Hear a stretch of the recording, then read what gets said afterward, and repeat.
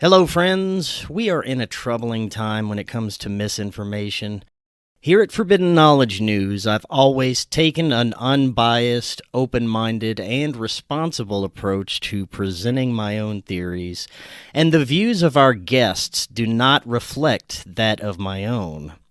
This show is for entertainment purposes only, and any information presented during this show is a live-action role-play scenario. Conspiracies are definitely fun to discuss in a responsible way. All that being said, enjoy this episode.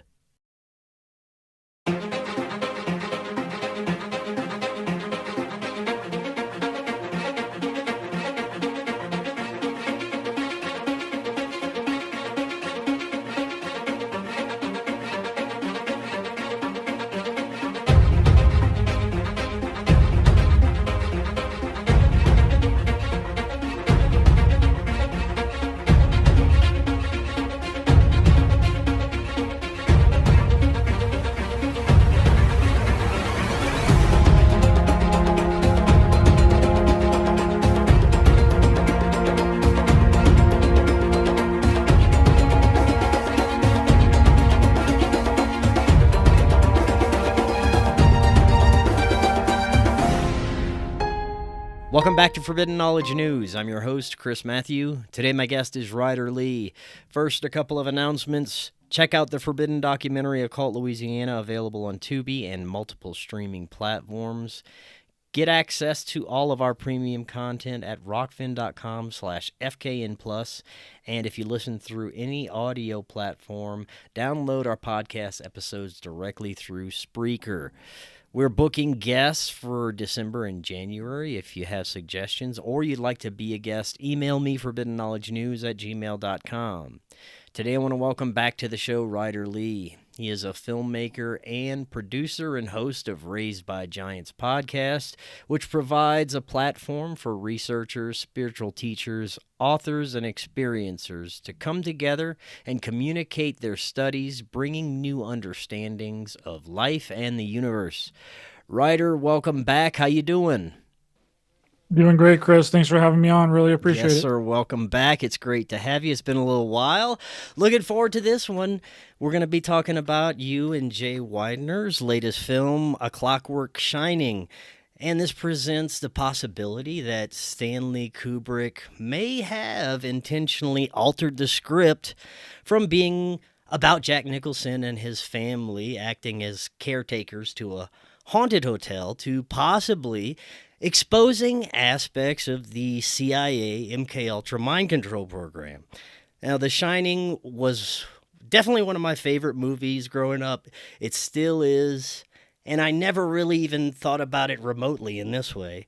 I'm definitely going to have to go back and watch it again very closely. This is going to be very interesting. Looking forward to getting your insights into this. It's been a while since you've been on. Remind the audience a little bit about yourself and let them know where they can find you. You can find me on Raised by Giants on YouTube and any and all podcast platforms. You can reach out to me personally on Twitter X at Raised by Giants 8 and on Instagram at Raised by Giants Pod. And yeah, this movie was really a passion project because, as you know, Chris, this was the first movie that I wanted to do. I wanted to do this one before JFK X, me and Jay Weidner's first documentary. And we decided to do JFKX first, and which is a good thing because I got to cut my teeth on, a different kind of documentary before we did this one, because this one required a lot more work. I worked on this one for like 6 months, and it's a really big passion project. And there's so many different theories surrounding The Shining. I mean, people have dissected The Shining over and over and over again. I mean, you can get on YouTube and just like type in Shining theories and you can watch for hours and hours and hours. And that was the thing with me, was when I was watching it, I was like, what can I find within this movie that people haven't already seen? Because there's theories that that it's all inside Jack's head, that it's all inside Wendy's. It's a crazy amount of theories, and I'm watching it and I'm seeing all these continuity errors that a lot of people have already pointed out within the movie. The Shining is probably the one movie that has the most continuity errors out of any other movie, and we show a lot of them in our movie, A Clockwork Shining, which is available on Amazon Prime and on Apple TV. If you can't get it in the country that you're from, which is only available in the UK and the United States right now, but if you can get Apple TV, you can also watch it. We show a lot of the continuity errors within The Shining in our movie. One of the ones is the sticker disappearing on Danny's door, the carpet changing when Danny stands up in the hallway, a chair disappears behind Jack, light switches just kind of, go missing.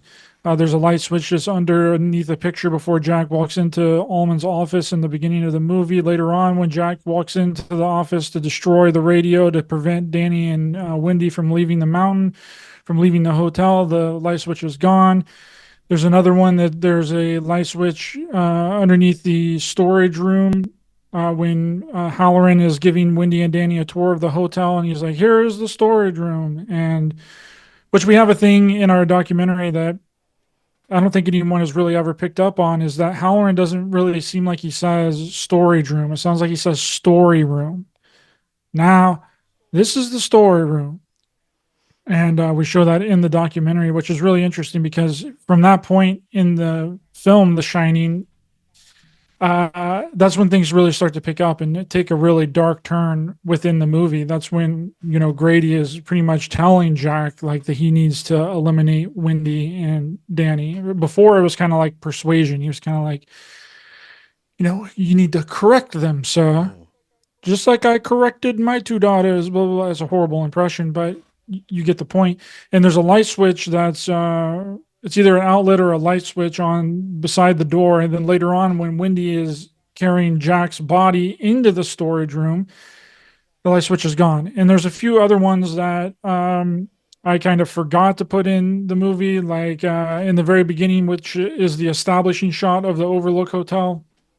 There's which was filmed at Timberline Lodge in Oregon. Some of the exterior shots, the rest of it was filmed in England on sets. But the first establishing shot, you don't see a maze in the background, but later on, obviously, there's a maze in the background. So there's so much to this film, and we don't explicitly say it in the movie, but it seems as if Kubrick is putting in these continuity errors on purpose, because that's been the question for a really long time with these people that have researched The Shining over and over and over again and has talked about all these theories. They're like, why are these continuity errors there? They don't make any sense, especially when it comes to Stanley Kubrick being a perfectionist and, being a master filmmaker and wanting everything to be perfect within his movies. It seems odd that there would be so many of these continuity errors within the film. And what we kind of propose within the movie A Clockwork Shining is that Kubrick is purposefully putting these continuity errors in there to make the audience question their reality, just as Jack is also questioning his reality within the movie. So it's not only in an experiment, and that's subliminally, because the first watch through, you don't really notice these continuity errors, but they're hitting you subconsciously. And that's really what we don't explicitly say that, but that's something that the audience needs to put two and two together on while they're watching our movie, while they're watching our documentary. And that's one of the things that I love the most about Stanley Kubrick, is not only that he is able to, not only is he a great filmmaker and tells great stories. Well, he did tell great stories. He's been passed away, but that he doesn't give the entire movie away in the exposition of the movie. That's where a lot of movies ruin themselves nowadays. They give everything away within the dialogue of the movie, and that leads to no mystery surrounding what you're watching. And that's the opposite of what Stanley Kubrick was trying to do with really all of his movies. And that's why he avoided doing interviews as well, because he didn't want to tell the people that were listening exactly what the movie was about. He wanted people to put two and two together on their own and create their own theories and their own ideas surrounding his work and surrounding the movies that he made. Well, speaking of Stanley Kubrick, You have films like Eyes Wide Shut, A Clockwork Orange, and these are somewhat conspiratorial topics that are covered in these films. And you have discovered some interesting things about Stanley Kubrick himself through research for this film, including possible intelligence ties. Is that right?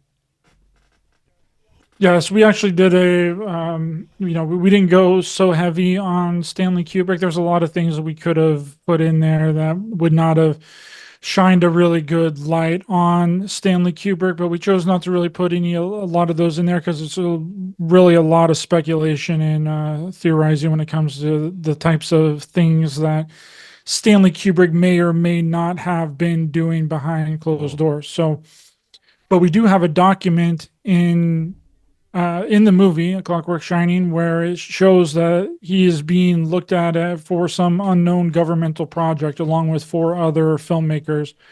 And in the document, it says that Kubrick is being looked at and he's the most promising out of all of these filmmakers. And Kubrick also lived in LA for a period of time with his uncle Martin Prevelaire. And then we also bring in Lookout Mountain Air Force Base, which I think is a really important part of the documentary because there used to be a hotel that set on the grounds of where the Lookout Mountain Air Force Base was. And if people aren't familiar with Lookout Mountain Air Force Base, it was basically a studio. It was a military Air Force studio where they would shoot a lot of films and more films that were ever made in Hollywood up until that point, which is really staggering. A lot of them are classified. People had top secret clearance for the place. Marilyn Monroe had top secret clearance. Ronald Reagan, James Stewart, Cary Grant. A lot of these famous big time actors had top secret clearance, and no one really knows what they were doing up there. And but that is the place where the atomic test footage was shot. That's where, which was done on models. They weren't actually filming a nuclear bomb dropping and exploding. I mean, people are familiar with that. People already know about that, but it's just, they don't know where it was filmed and that it was, done on little tiny sets and little tiny models because the first thing that gives that away that it's not a real atomic bomb is how does the camera get destroyed? You're telling me that this atomic bomb destroys an entire house and all the surrounding areas, but it doesn't destroy the camera? Give me a break. It was all filmed at Lookout Mountain Air Force Studio. But there was a hotel that sat there before the Air Force brought in and made their military base there, which had a lot of film studios, recording studios. It had a nuclear bunker underneath it, a helicopter pad. It was like a state-of-the-art military base. And just so happens to be positioned directly on top of Laurel Canyon, which is where all of these famous Hollywood people lived in the 60s.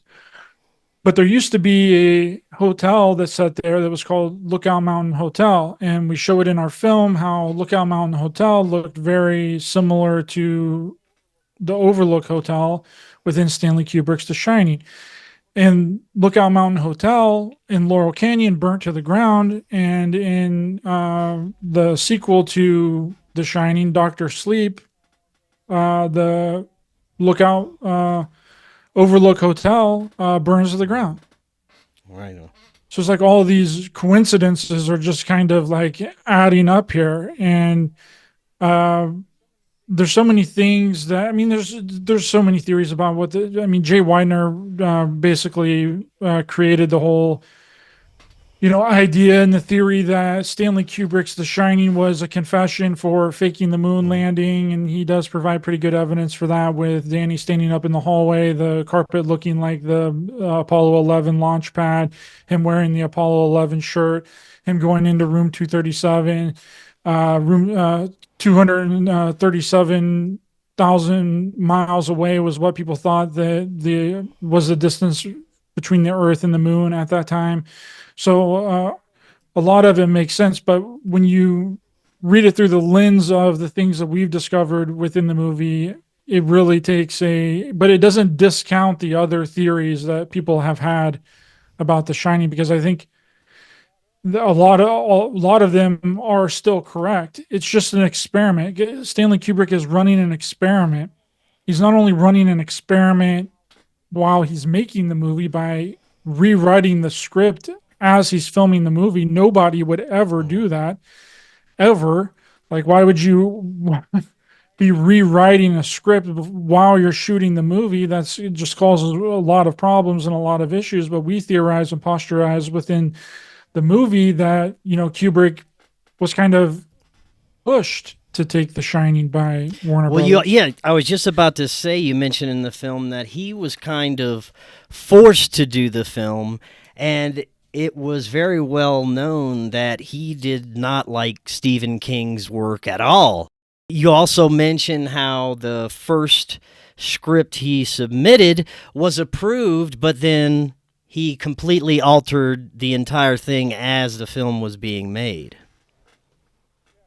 Yeah, and that's a really big point that we make in the movie, because Warner Brothers had a really successful movie with The Exorcist and William Friedkin, which The Exorcist is based off of a book and supposedly off of a true story, though that story has been debunked. That true story has been debunked several times. The person that was involved, the movie was supposed to be about, never even existed. So it's like the entire thing was just concocted in like a huge fabrication. But regardless, William Friedkin directed the movie The Exorcist, and it was a smash success. It was a really big success, and Warner Brothers was kind of like, "Hey, we have this." We have a pre-published copy of Stephen King's The Shining. Why don't you take this and you consider doing it for your next film? Because he had just come off of Barry Lyndon, and Barry Lyndon lost a lot of money. It did not do well in theaters. It was not a critical success or an audience success. So Warner Brothers was kind of like, here, read this and see, kind of not, I don't think really telling him that he has to do it, but kind of pushing him in that direction, because that's kind of how, people do. They'll just kind of plant a seed and be like, here, do this and go in this direction.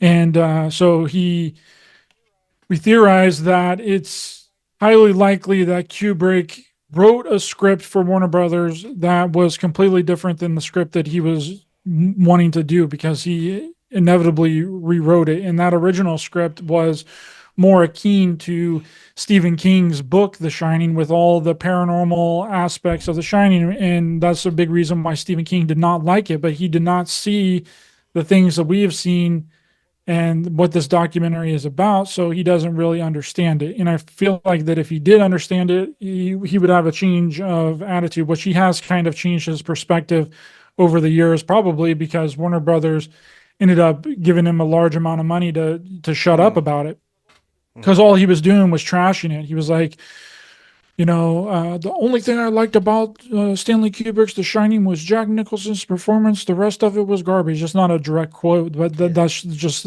the way that he, would talk about The Shining in interviews. And Warner Brothers is kind of like, yo, you can't be, trash talking our movie like you're doing.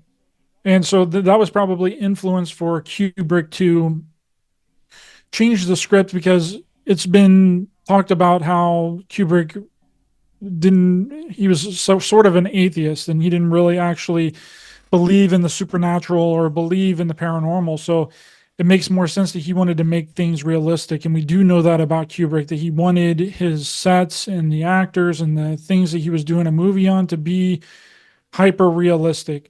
All the props that he would use in his movies weren't actually props. They were like real products. They were everything in that storage room in The Shining was all like real food. And so I think that and there's so many other things that we point out within the movie, like Catcher in the Rye. Wendy is the first time we meet Wendy and Danny in the movie. She's reading a book by an intelligence officer named Catcher in the Rye. The Catcher in the Rye has been reported to be a mind control Manchurian candidate, MK Ultra trigger for assassinations. Mark David Chapman, John Hinckley were both. It was both found on the scene of two major assassinations that happened within a year of the release of The Shining, which was John Lennon and the attempted assassination of Ronald Reagan.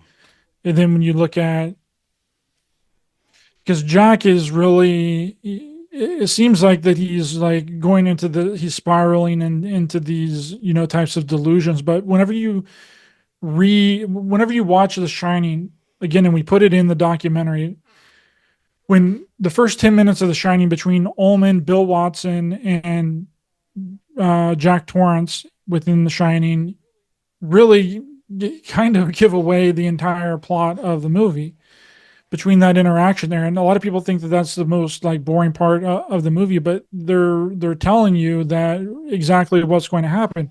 I mean, Ullman looks identical to JFK in the movie, which, excuse me, I don't think was an accident. I think Stanley Kubrick purposefully made him look like JFK. And the thing is that Ullman is mentioning to Jack, like, this isn't a physically demanding job. This is more of a psychological job because of the isolation. And a lot of people can't handle the isolation up here at the Overlook during the winter season. And then he goes on to tell him about Charles Grady, and which is a really interesting thing that was just brought up on a show that I was doing previously, is that Charles Grady's name changes within the movie. First, it's Charles Grady when Ullman is talking about it, but then when Jack and Grady are talking in the bathroom, his name is Delbert Grady. So very interesting there. Something that I didn't really catch. Another Mark Devlin. We just did an interview with Mark Devlin the other day, me and Jay Widener, and Mark brought that up, which I thought was really interesting. Maybe his full name is Charles Delbert Grady, and then but they didn't say Charles Grady, but Ullman says Charles Grady. Later on, he's referred to as Delbert Grady. It's just a really interesting thing that I don't think that a lot of people really notice. While we're on some of the strange symbolism in the film that may indicate that Kubrick is signaling to a mind control program, what else did you guys show in the film that may point to this? Well, there were several things that I saw that no one has ever seen before and has never talked about. Like when Jack is in the gold room for the second time and he's talking to Lloyd, the bartender, and there's that party that's going on there with all the people. Whenever Jack gets up and he turns around before Grady spills the alcohol on Jack, there's a lady that walks past that looks like she has a bloody handprint on her ass. Now, people have disputed this and said that it's not really a bloody handprint, but it looks like a bloody handprint. So regardless if it's a part of the dress or not a part of the dress, it looks like a bloody handprint. Okay, so give me a break.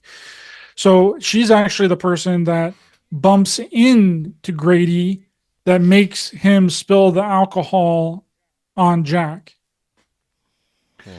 Another thing that we seen was the first time that they were in the gold room when Ullman is giving a tour to Danny and not Danny, Jack and Wendy, around the Overlook, and they walk into the gold room. On the very back wall, there's a Nazi swastika that's in that's like kind of like blended into the back wall that no one has ever seen, which then correlates to what others have already pointed out about The Shining, which is at the very end of the movie, when the far away picture fades to the close-up picture of Jack, there's for a split second you can see a tiny little Hitler mustache on Jack's face, and also Jack is typing on a German typewriter. So there's a lot of, because with Project Paperclip and the German Nazis coming over into the United States and basically forming NASA and like all these other, and basically taking the, experiments from the United States and then putting them, from Germany and putting them into the United States. Germany was among the first group of people that were trying to, figure out mind control. So all of that kind of adds up. And then there's also not something that I seen, but that somebody else seen, but they interpreted it wrong. Whenever Danny first sees the twins in the movie, there's a poster on the wall on the left hand side. And if you zoom in, underneath the poster says the word monarch. And again, I wasn't the first person to notice the poster, but everybody that has noticed it before relates it to Monarch Mountain in Colorado. They relate it to this Minotaur, this Kubrick stair. None of them have ever mentioned before Monarch MK Ultra mind control, which we have Kathy O'Brien, one of the probably the most credible survivor of Monarch MK Ultra mind control in the movie, and she talks about her experiences. So when you add all of these things together with the psychic driving that is going on with Jack has been made to, uh, he thinks well, Wendy thinks that he's, writing a novel this entire time, but he's really not writing a novel. It's one of the most famous scenes in the movie when Wendy comes into the lobby and is looking through Jack's all of his his work and all that, and she sees that he's just writing the same sentence over and over and over again. Uh, that is a form of psychic driving. That's an MK Ultra technique that was done by Hugh and Cameron in Canada. That was one of the things that he was most famous for, and it's to put a certain phrase or idea or thought into somebody's head to convince them to do whatever they want them to do. And this is a real life manifestation, because in 1968, when Sirhan killed RFK, that exact same thing was done in real life. Sirhan's notebook was discovered, and all it had written all over it was RFK must die, RFK must die, RFK must die, over and over and over again. So Jack, within The Shining, is writing out his own version of psychic driving, just like Sirhan was doing whenever before he killed RFK. In the film, you also discuss the Laurel Canyon scene and the mega music acts to come out of that scene, and possibly some sort of mind control programs that some of these mega artists may have been subjected to, along with the fact that many of them have family members or parents with very high military connections. It's not just some of them; it's all of them in the '60s. And that's the shock and wow factor that I'm getting from a lot of people that have seen it. Because, and I was even shocked and wowed with it whenever I was first watching it, Chris. Whenever I was making the movie, I was kind of shocked by it, because I'm like, man, this really explains why that no matter how good you are at any given thing, no matter how great you could possibly be, it's more possible that you're never going to make it, because you don't have the right connections. You don't have the right people behind you. You don't have the right people backing you. Your family is not a part of the right group of people. And that's what we find with so many of the musicians that came up in the '60s out of Laurel Canyon. All of they all had a family member, or mostly their dad, their father. Like Jim Morrison's dad was responsible for the Gulf of Tonkin incident, false flag that got us into Vietnam War, that killed thousands of people. And that really makes sense, because the way that Jim Morrison was acting, Jim Morrison was just like a loose cannon. He was just kind of doing whatever he wanted to do. And the reason that he was able to do that, and any time that he ever got arrested, he was immediately let out, because he knew that any trouble that he would get into, he would automatically be gotten out of, because his dad is this high up military naval intelligence officer. Several of them. Sharon Tate's dad was also a high up military intelligence officer. We know that the CIA was responsible for, giving, making LSD popular and going through different channels to spread LSD into the public. And then they were responsible for creating that monster. And then they were like, okay, well, which was to completely destroy the anti-war movement of that time. And then whenever things got out of hand with the hippie movement, they're like, oh no, what do we do? How do we get out of this scenario? Well, I know what we'll do. We'll just inject some serial killers and some murderers and crime into this whole thing and then make it to where people don't want to be a part of it anymore because it's associated with crime, destruction, murder, serial killers. And that's what they did with the Sharon Tate Manson murders. It's also speculated, not only in your film, but with many researchers that I've spoken with, that a lot of the famous serial killers from our recent history may have been subjects of some of these mind control programs. Yes, that is the hypothesis of which we bring him up in our book. Dave McGowan, he done wrote several books on this topic. Scenes Inside the Canyon, Weird Scenes Inside the Canyon, and his other book, which examines a lot of the murders. What is it called? Shit, I'm forgetting the name of it. Sorry, I got so much stuff in my head that I need to remember. But he wrote a book that pretty much examines all of the major serial killers and has discovered that they were more than likely CIA operations. And that makes a lot of sense as well because it used to be serial killers and then it turned into, you know, terrorism. First it was, domestic terrorism with things like the what's that big bombing? Oklahoma City? Oklahoma City Yeah. bombing, which was, a big domestic terrorism act. And then, during the 90s, there was this big push for, militias and anti-government type people. And then we get hit with 9/11, and then it becomes about domestic terrorism, and then it becomes about outside terrorism. And now it's starting to flip back the opposite way again. Now it's starting to turn into domestic terrorism. But serial killers are starting to become super popular and hyper popular right now. I've watched 3 movies in the past week that are brand new movies that are about serial killers.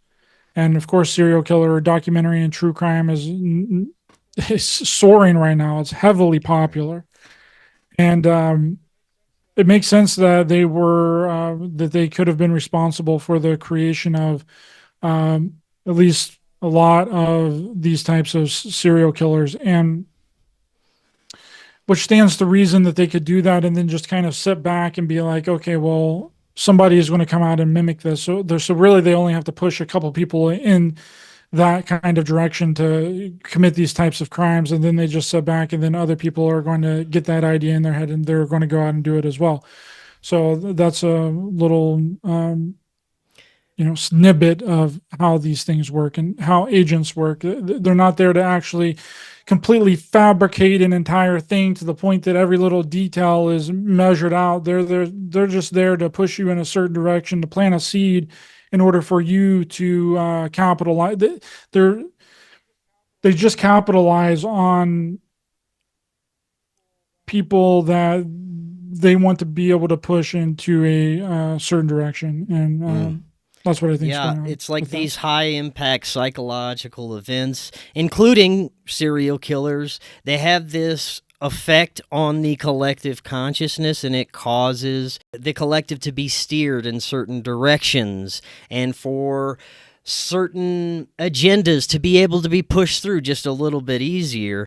You have to look at a bigger picture of a lot of this stuff to even be able to understand the possibility that this could be happening. Yeah, I would really recommend Dave McGowan's books. I'm trying to find the name of that. We show it in our movie. It's like Program to Kill okay. is the name of the book. Program to Kill. Right on.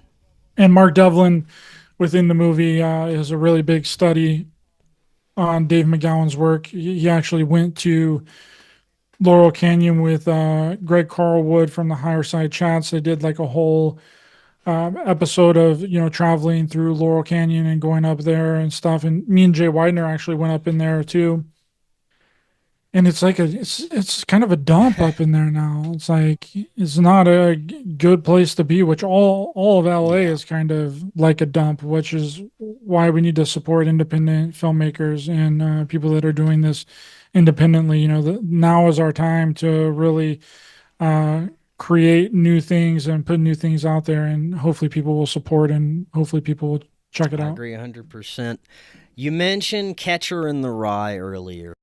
This has been such a strange connection with many assassinations throughout our recent history. And you speculate in the film that it may be possible that this could be some sort of trigger or at least associated heavily with these programs.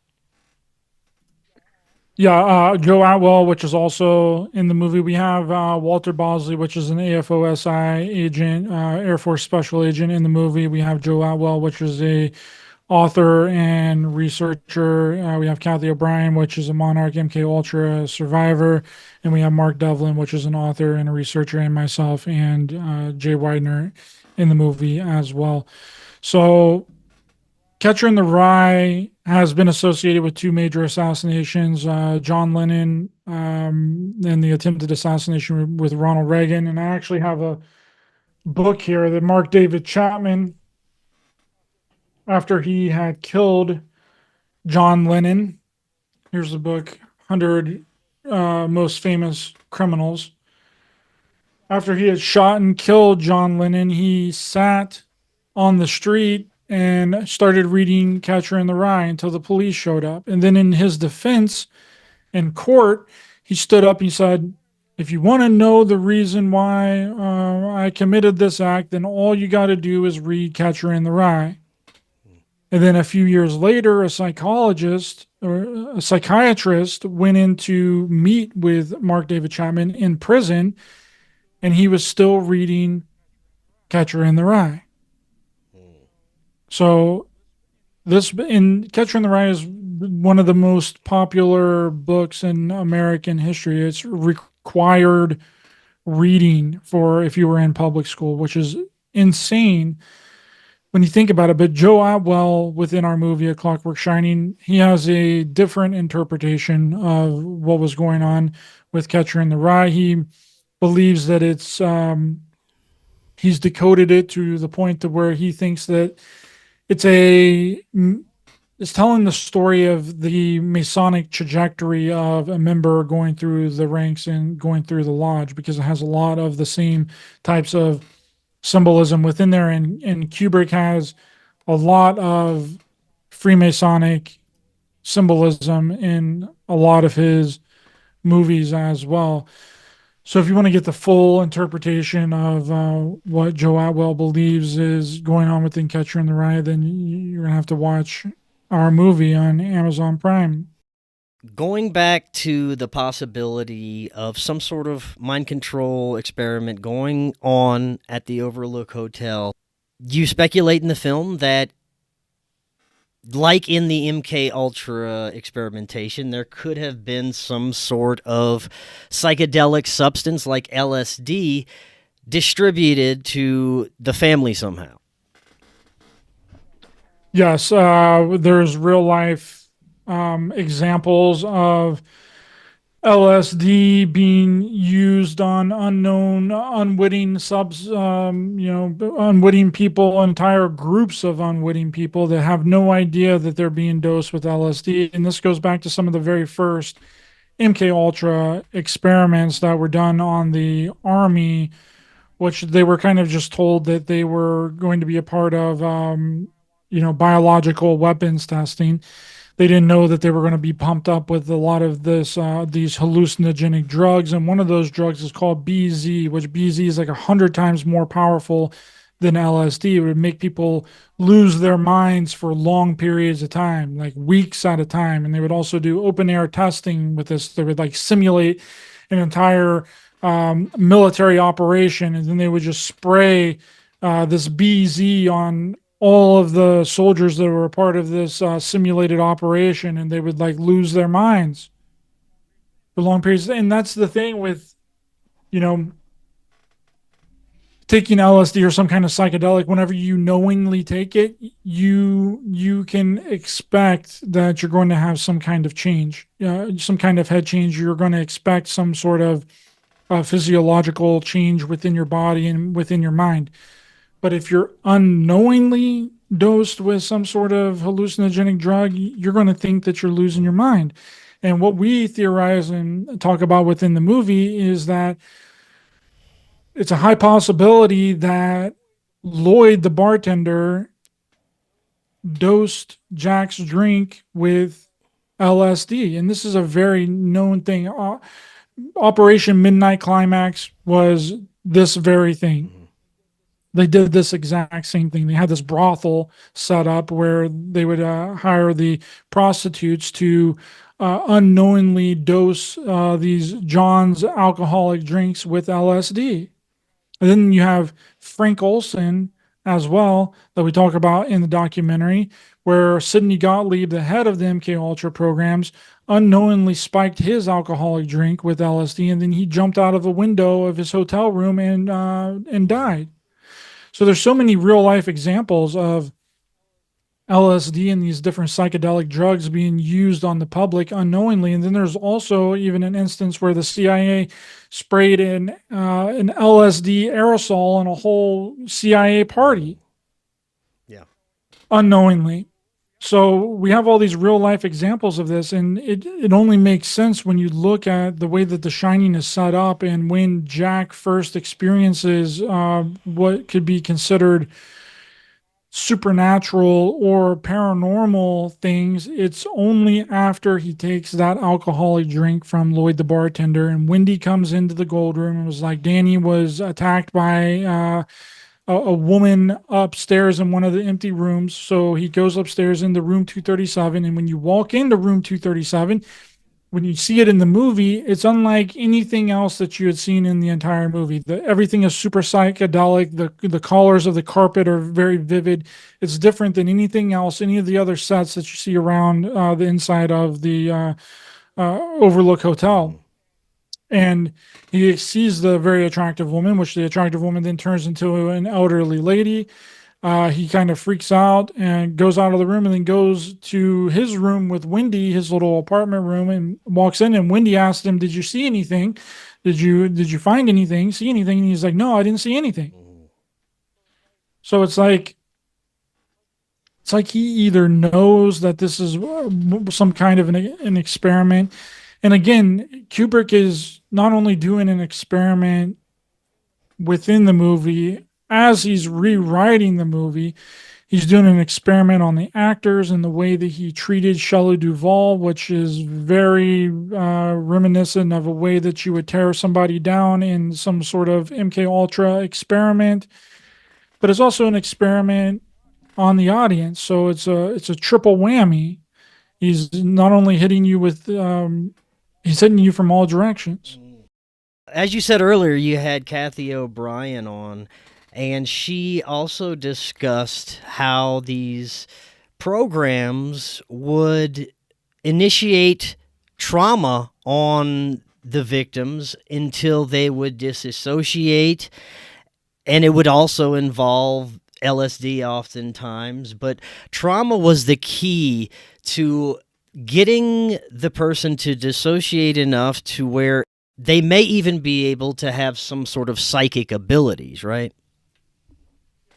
Yeah, and that's what we theorize within the movie, because it's speculated that between the doctor that comes to check out Danny in the beginning of the film at Wendy and Jack's apartment in Boulder, she's basically like, this is due to some sort of self hypnosis that Danny is developing these kinds of abilities. And then the doctor asks Wendy, when did he start experiencing these types of abilities and these types of visions and in this these problems?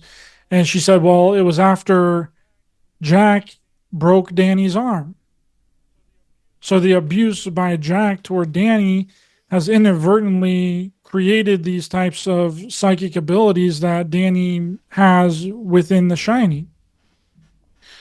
And the trauma is always the key when trying to unlock these certain psychic abilities. And we know this for a fact that several MK Ultra programs, subprojects, were interested in these types of psychic abilities. They were trying to break down the mental psyche of people to try and unlock or discover or bring to the forefront of the consciousness of the individual to be able to tap in Mm. to these certain psychic abilities.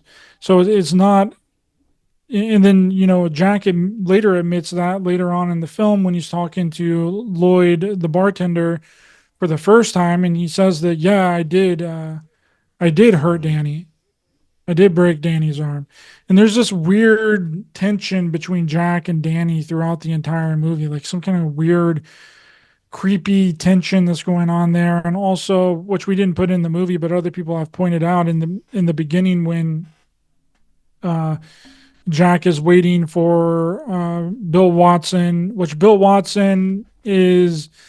It's so interesting because Bill Watson really doesn't do anything in the entire movie. He says like maybe one or two words. It's like, why is he even in there? And it seems like his character is kind of he's kind of the director of the Mm. operation, like the experiment, the CIA experiment that's going on up at the Overlook.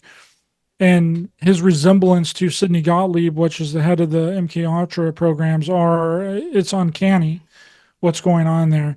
And we didn't put that in the movie because there really wasn't any place to kind of fit it in there. It was already almost a 2 hour long movie, which I could have made it like 3 or 4 hours, but didn't think that anybody wanted to watch a 3 hour, 4 hour long documentary, which is another thing about being an editor. You got to know when to take certain things out and when to put certain things in the runtime on any given topic. But I think that worked out for the best. But you got this operation with whenever Jack is waiting for Ullman and Bill Watson to come and get their bags, Jack is reading a Playgirl magazine Oh, out in the open. He's reading a Playgirl I never magazine. noticed that. So it's, yeah, Wow. Yeah, I'm definitely gonna have to go which other back and people have watch pointed, that, man. yeah, and what type of person, reads a Playgirl magazine? You know, Yeah, man. so there you go. That kind of connects the nature of Jack and what he's I doing. found it very interesting. You mentioned the somewhat abusive treatment of Shelley Duvall by Stanley Kubrick, and you also showed that in interviews with Jack Nicholson and others, he wasn't treating them that way. I find it strange that he singled out a woman to be somewhat abusive to during the film. Any thoughts on that? Well, his excuse is that he was trying to get a better performance out of Shelley Yeah. Duvall. That he didn't think that she was that great of an actor. And there's several times within the behind the scenes footage of The Shining, which we show some of in our movie, that Stanley Kubrick thinks that Shelley Duvall's a lot of her acting looks fake. Mentioned that several times to Shelley Duvall. He's like, you can't jump on every time he hits a line because it looks too fake, Shelley. Then we have the whole scene in our movie where he's basically berating Shelley Duvall for, you know, um, not being there on time and not doing what she's supposed to do, and how she's holding everybody up, and that it's kind of like making it not worth it for him. And Shelley Duvall was really affected by that. Her acting career was pretty much over after that movie came out. She was in a few other things afterwards, but it never took off. And that's a real life example of something affecting reality that's within a movie. And there's tons of examples of that with Stanley Kubrick's movie. A Clockwork Orange did that same thing. After A Clockwork Orange got released overseas in the UK and a few other different countries, crimes skyrocketed, There was more burglaries. There was murders that was associated with the Clockwork Orange. So far to the point that Stanley Kubrick pulled it. He pulled the movie from several countries. And then we also talk about Sue Lyon within the movie, which has to do with Lolita, and Lolita being a movie that is essentially about pedophilia. And then in real life, Sue Lyon, the person that's a star in Stanley Kubrick's movie, that is about her being sexually abused by an older man, is actually being sexually abused by an older man in real Mm-hmm. life, one of Kubrick's producers in the movie. Yeah.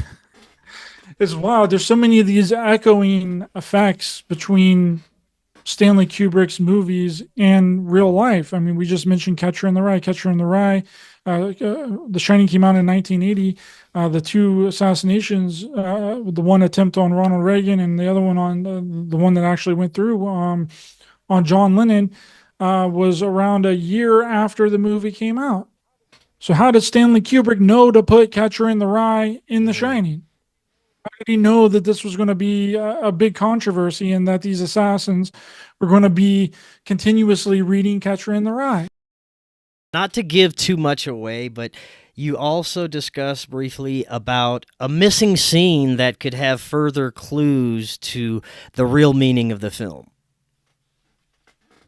Yeah, Stanley Kubrick had a completely different ending to The Shining that was filmed and was released to some of the first test screenings of The Shining, and the excuse was by Stanley that the audience reactions weren't what he wanted them to be. When the movie ended, the audience would just get up and immediately leave and not sit around with their friends and with their family to try and discuss what the movie meant, which, Kubrick was really well known for doing that. He wanted to create a mystery within his movies, and he wanted people to discuss his movies and create their own theories and speculations. He wanted it to be a mystery because he didn't treat the audience like they were stupid, like many people do nowadays. And so he decided to have his editor go to the theaters and splice the reel to cut out this original ending of the movie. And we know for a fact that there was a different ending because there are photographs of the original ending, and we also have the script of the original ending. And this original ending to the movie, we believe, was cut out because it completely reveals the entire plot of the movie and really hammers home the fact that this is not what we think that it is. It is something completely different. This is a psychological operation that's happening up at the Overlook. This doesn't have anything to do with ghost or paranormal or supernatural things. This is these people that are portrayed as ghosts that we think are ghosts are really actors. They're LARPers. Have you seen the movie Shutter Yeah, Island? yeah. Okay, so if you remember Shutter Island, the entire premise of the movie is that Leonardo DiCaprio's character is an investigator. So he shows up on this island at this insane asylum to investigate a murder on the property. And spoiler alert for Shutter Island. If you haven't seen it, then it's been out for a Yeah, long it's time. okay. Uh, it turns out at the end of Shutter Island that all of the people within the movie are LARPing their positions. They're actors. And Leonardo DiCaprio's character within the movie is actually a patient at the hospital. So that's essentially what's going on with The Shining. These people that are there are really actors, Yeah. and they're real physical human beings, other than some of the hallucinations that Jack might be going through and some of the hallucinations that Danny might be going through. And that's why we bring in the LSD aerosol and we show the examples of that happening in real life. So it's a possibility that there is some kind of aerosol that's also being sprayed in room 237. And that might have been how but Danny is also a psychic. Um, has psychic abilities, intuitive abilities, whatever you want to call them. He receives visions, or he's able to remote view, or whatever you want to classify it as. But it makes sense that Danny would be able to see these things because he's really young and he's a psychic ability. He has psychic abilities, but uh, they're actors in this movie. They're not ghosts. They're not apparitions. They're not ghouls and goblins, and that is what I think really pissed off Stephen Mm. King within the movie, because he wanted this to be, about the paranormal aspects and the hauntings and the maze coming alive and being a monster in the back and grabbing them and all that. But we see how that turned out with his Shining Oh, that was miniseries awful. that he did. It was god awful. I can't even watch it. I can't even watch the first episode of it.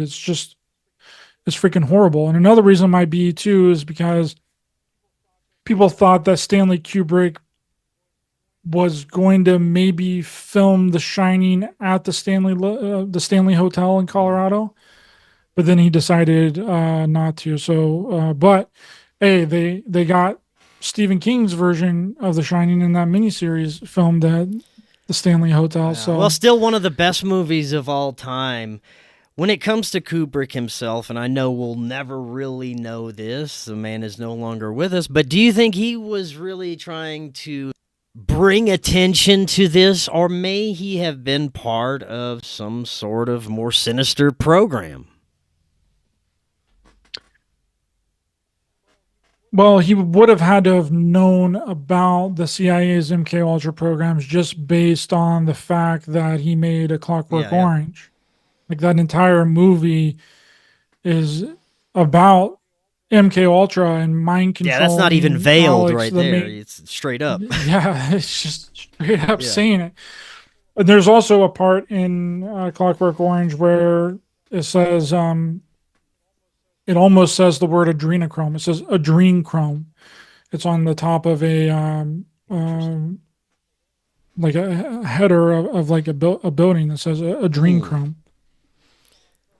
So he had to have been aware at least of some of these programs, and it's quite possible that he was trying to expose it to a certain degree, but it just shows you the long lasting symbolic nature of his movies that it's just now being discovered.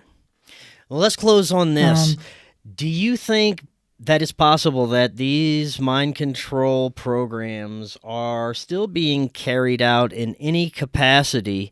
I often wonder if they even need to, with technology we have, social media, the ease of access to pharmaceutical drugs that people have. I'm sure that they have the knowledge and know how to, in a way, control them remotely with the level of our technology these days. What do you think? yeah, I think that I mean, I don't want to beat a broken record here or beat a dead horse, but they pretty much figured it out on an individual level, and then they just expanded it to a worldwide thing. But you're right; they no longer really need to do this on an individual level anymore because they can just basically control and manipulate the population through social media by curating what people see, what they can find, and what they can know. And it seems like that it's just one large MK Ultra operation that's being just run on everyone collectively, and that causes so much confusion within people that they no longer know what to believe. And that's also a part of our documentary as well, with the Yuri Bezmenov clip that we put in there from the early 80s after Kathy O'Brien talking about the MK Ultra being put into our school systems. We then show a clip of Yuri Bezmenov talking about that. If we can pump enough Marxist-Leninism ideology into the soft heads of young people, then those people are going to grow up in 18 years, and those kids are now going to be the ones that will be influencing policy. They'll be the leaders of the country. They'll be the ones that are in positions of power. They will be the political cabinet members. They will be the ones that are essentially in control of the country. And he said that that's one of the main ways to completely ideologically subvert an entire country is you have to control the educational system. Well, I really enjoyed the film. Before you head out, let the audience know once again where they can get the movie and all of your content. Yes, you can get the movie Clockwork Shining on Amazon Prime Video. You can also get it on Apple TV Plus.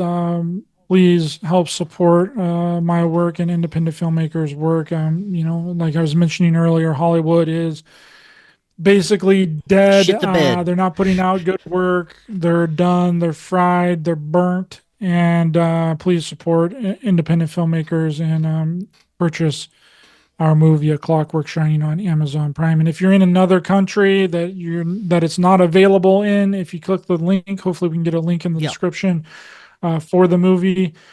I'm planning on posting it on my end as well, so the link will be in the description. If you can't get it in your country, it's not available on Amazon Prime. If you click the link, sometimes if you're in the UK and the United States, you'll be able to get it for sure. But if you're anywhere else, then you're probably not going to be able to get it. But if Apple TV Plus is available in your country, you can get it on there.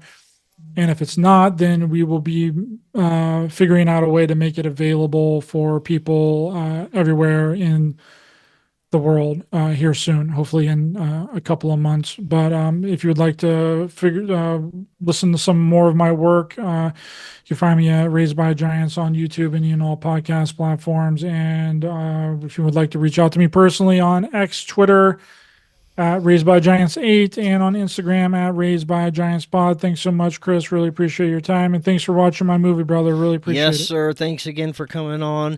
We'll do it again, of course. And until next time, everyone, have a wonderful evening. We'll talk again tomorrow. We'll see you then.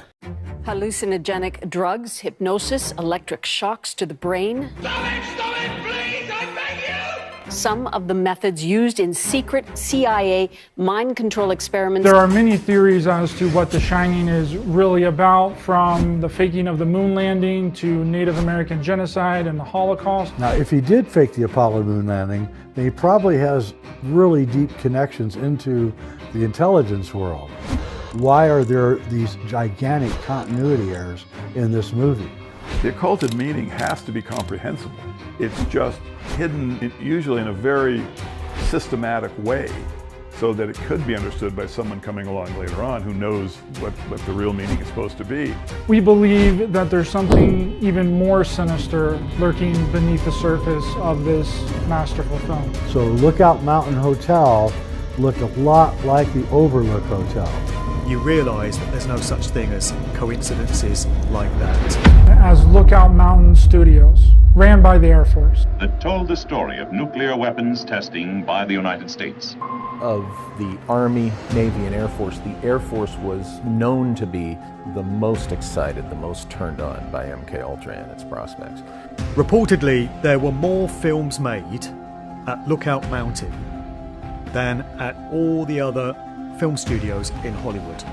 We really don't know what these famous film directors were being recruited for, what project or whatever. Was it the moon landing? The CIA's MK Ultra programs were admitted to the public in 1975, 5 years before the release of The Shining. These experiments were done without the informed consent of the patients. Look at some UFO cases and the things that are reported. tells me that MK Ultra is likely being applied. In my MK Ultra mind control experience, I was taken to various military, NASA, and DARPA installations for sophisticated mind control programming. Walt Disney, Marilyn Monroe, James Stewart, Cary Grant, Ronald Reagan. Nobody really knows what they were doing up there. As well as high-ranking military and Department of Defense personnel. What people don't realize is that many of the people that worked with Kubrick also worked with Kennedy. This is actually the smoking gun proving that Kubrick was working with the government. These were all CIA-sponsored experiments. I said, I'm not gonna hurt you. I'm just gonna bash your brains. And putting little symbolic, cryptic clues and Easter eggs pertaining to the fact that they're still doing it. These clues include a hidden swastika in the background of the gold room. What was the setup, what it was being told, and realize that it was a lie all along. But right there in the narrative, in the dialogue, they're telling you that this was a very real program coming out of those nice folks at the CIA.